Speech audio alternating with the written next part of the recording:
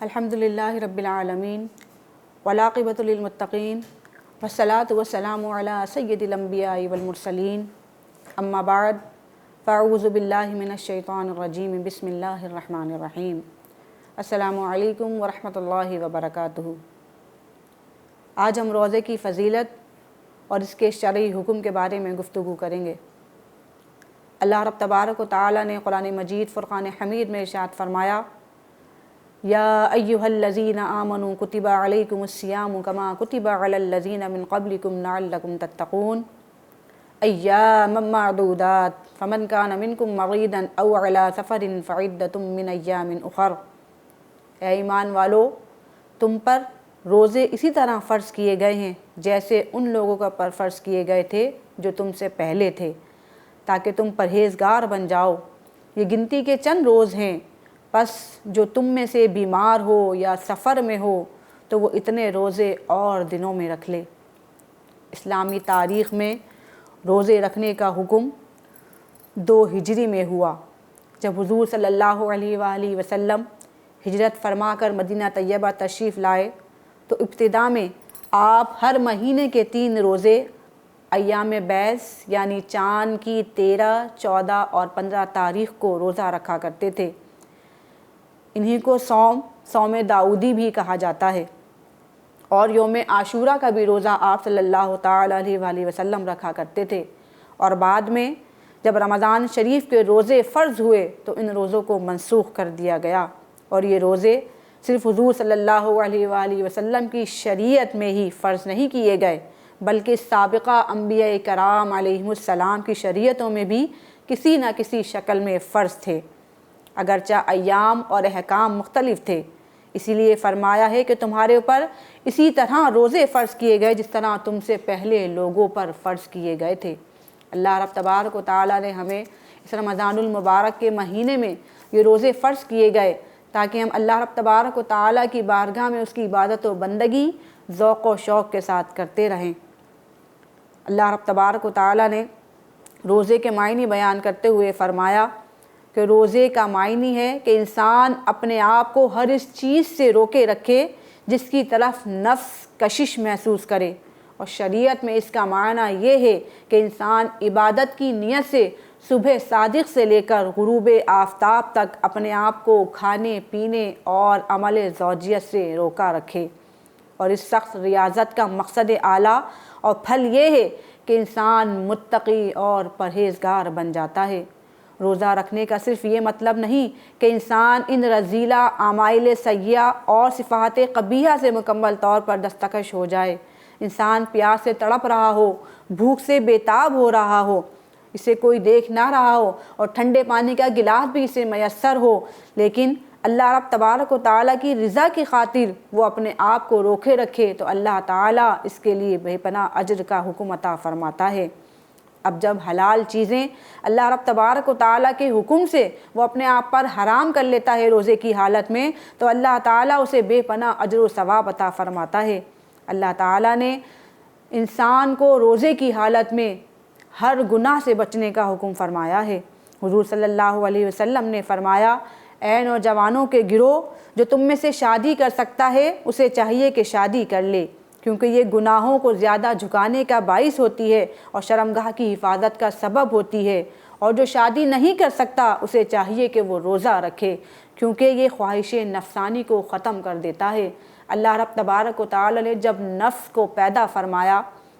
اور نفس کو پیدا فرمانے کے بعد اپنے سامنے بلایا اور نفس سے پوچھا کہ بتا تو کون ہے اور میں کون ہوں، تو نفس نے کہا کہ تو ہے اور میں ہوں۔ اللہ رب تبارک و تعالی نے اس نفس کو بہت مدت تک زنجیروں میں جکڑنے کا حکم دیا اور نفس کو زنجیروں میں جکڑ کر رکھا گیا۔ پھر ایک مدت کے بعد نفس کو باہر نکالا گیا اور نفس سے پھر اللہ تعالیٰ نے پوچھا کہ بتا تو کون ہے اور میں کون ہوں، تو نفس نے کہا تو ہے میں ہوں۔ اللہ رب تبارک و تعالیٰ نے پھر نفس کو زنجیروں میں جکڑنے کا حکم دیا، قید خانے میں ڈال دیا جہاں پہ کوئی روشنی وغیرہ کچھ نہیں تھی۔ پھر تھوڑی مدت کے بعد باری تعالیٰ نے نفس کو باہر نکالا اور پوچھا کہ بتا تو کون ہے اور میں کون ہوں، تو نفس نے پھر کہا کہ تو ہے اور میں ہوں۔ پھر اللہ رب تبارک و تعالیٰ نے اس نفس کے اوپر کھانا پینا بند کر دیا، اسے نہ کھانے کو دیا جاتا تھا نہ پینے کو دیا جاتا تھا۔ پھر جب ایک مدت کے بعد اسے لایا گیا تو بہت لاغر کمزور تھا۔ پھر اللہ رب تبارک و تعالیٰ نے اس نفس سے پوچھا کہ بتا تو کون ہے اور میں کون ہوں؟ تو اس نفس نے کہا کہ تو میرا آقا اور مولا ہے اور میں تیرا بندہ ہوں۔ تو اس سے یہ بات ثابت ہوتی ہے کہ اللہ رب تبارک و تعالیٰ نے نفس کو مارنے کا حکم بھوک پیاس سے زیادہ اور کچھ نہیں، کیونکہ روزہ ہی وہ واحد عبادت ہے کہ جس سے ہم اپنے نفس کو مار سکتے ہیں۔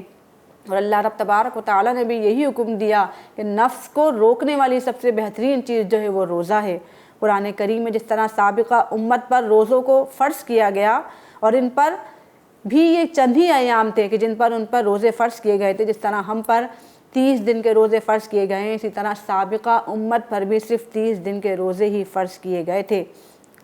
تو اللہ رب تبارک و تعالیٰ نے اسی لیے ہمیں بھی 30 دن کے روزے عطا فرمائے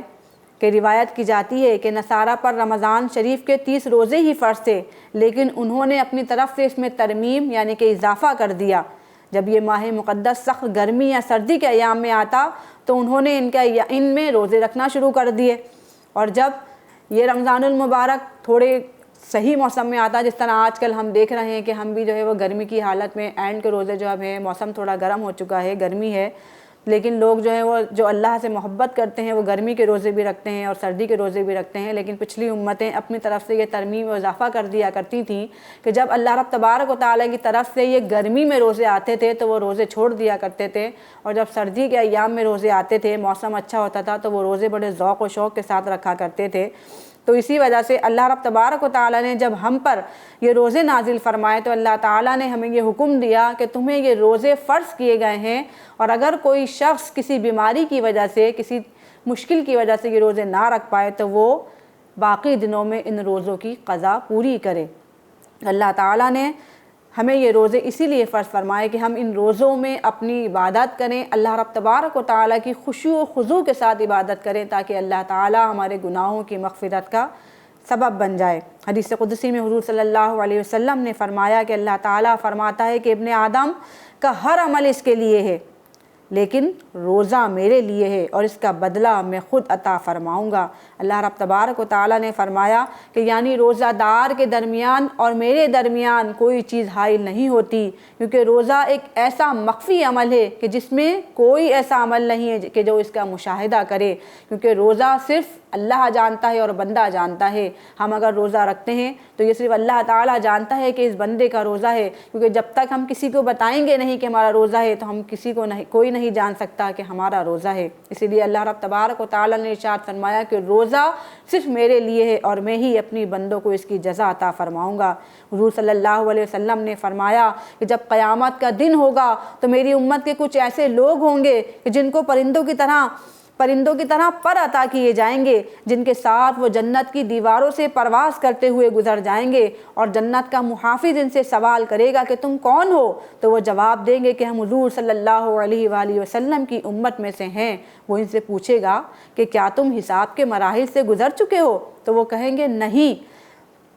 پھر انہیں جواب دیا جائے گا کہ تم پلصراط کا کٹھن راستہ عبور کر کر آئے ہو؟ تو وہ جواب دیں گے کہ نہیں۔ وہ بہت حیران ہو کر سوال کریں گے کہ جب تم نے کچھ نہیں کیا تو تم ان درجات پر کیسے پہنچ گئے؟ تو وہ جواب دیں گے کہ ہم دنیا میں تمام لوگوں سے چھپ کر اللہ تعالیٰ کی عبادت کرتے تھے اور اللہ تعالیٰ نے ہمیں یہ اجر عطا فرمایا ہے۔ تو اللہ تعالیٰ سے دعا یہی ہے کہ اللہ تعالیٰ ہمیں بھی ان 70,000 لوگوں میں شامل فرمائے کہ جن کو اللہ تعالیٰ بنا حساب کتاب کے جنت میں داخل فرمائے گا، اور اللہ تعالیٰ اس مغفرت والے عشرے کے صدقے سے ہمارے گناہوں کی بخشش و مغفرت فرمائے، اور ہمیں بھی اللہ تعالیٰ ان 70,000 لوگوں میں شامل فرمائے کہ جن کو افطار کے وقت اللہ تعالیٰ ایسے لوگ جن پر جہنم بھی واجب ہو چکی تھی تو اللہ تعالیٰ انہیں بھی مغفرت فرما کر ان کے گناہوں کی جنت کا داخلہ عطا فرمائے گا۔ اللہ تعالیٰ ہماری عبادات کو، ہمارے روزوں کو اپنی بارگاہ عالی میں قبول فرمائے اور اس کا اجر بھی ہمیں دنیا اور آخرت میں عطا فرمائے۔